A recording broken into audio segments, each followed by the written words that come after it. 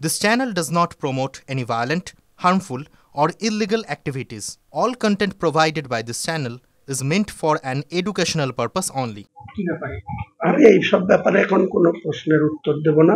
আমি এখনো still now তৃণমূলের একজন নির্বাচিত এমএলএ। আমাকে তৃণমূল 2012 সালের 20 নভেম্বর যখন দলে ঢুকেছিলাম মেম্বারশিপ দিয়েছিল, সেই মেম্বারশিপটা আমার এখনো আছে। তারপরে 2013-র 23 ফেব্রুয়ারি তৃণমূলের প্রতীকে ভোটে লড়েছিলাম।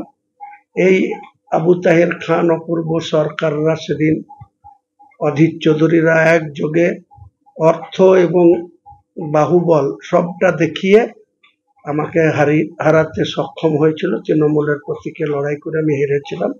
তারপরে চক্রান্তের শিকার হয়ে 2015 সালের 26 ফেব্রুয়ারি তৎকালীন মহাসচিব পার্থ চট্টোপাধ্যায় আমাকে বিনা নোটিশে, কোনো বলারই সুযোগ দেয়নি, মিডিয়ার মাধ্যমে আমাকে 6 বছরের জন্য বহিষ্কার করে দিয়েছিল।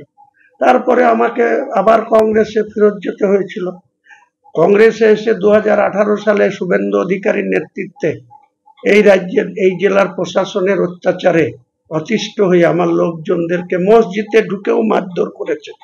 তাই সেটার প্রতিরোধ করার জন্য আমি স্বেচ্ছায় বিজেপিতে গিয়েছিলাম।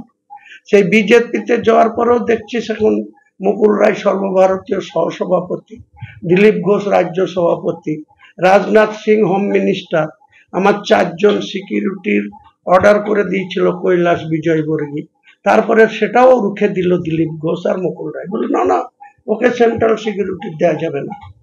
তাই আমাকে সেদিনকে ওখানে গিয়েও তাদের রসানলে পড়লাম। দিলীপ ঘোষ, মুকুল রায় আমাকে সেখানে কোনো গুরুত্ব দিতে চাইল না।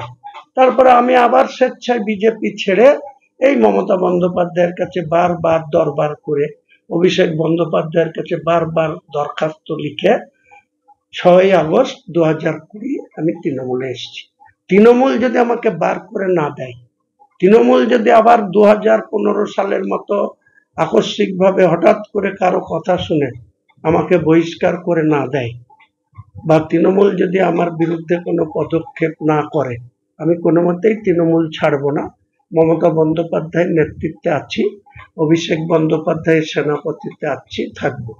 আর যদি তৃণমূল আমাকে আবার ওই 2015-র মতো 26 ফেব্রুয়ারি 2015-র মতো বিনা মেঘে বজ্রপাতের মতো আমার বিরুদ্ধে কোনো পদক্ষেপ করে, তখন আমি আপনার এইসব প্রশ্নের উত্তর দেব। বললাম তো আমি আপনাকে এইসব প্রশ্নের উত্তর আমি এখন দেব না।